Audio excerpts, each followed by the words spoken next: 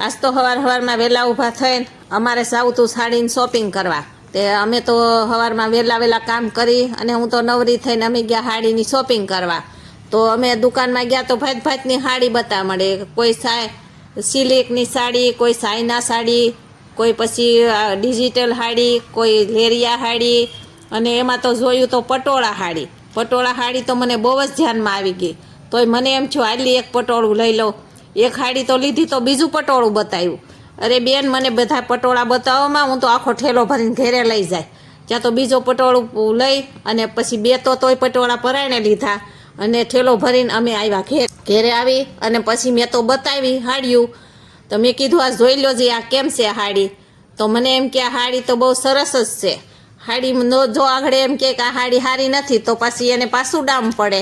એટલે મને સાડી તો બહુ જ વખાણી। મને કે તો સાડી બહુ સારી લાવી, પણ તું શાક શું લાવી એ તો કે।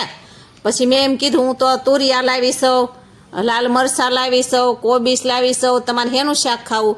તો કે તુરિયાનું શાક કર અને લાલ મરચાં આખા ભરીને બનાય। હાલો મિત્રો, તમને અમારો વિડીયો ગમ્યો હોય તો લાઈક કરો, શેર કરો અને સબસ્ક્રાઈબ કરો અને કોમેન્ટમાં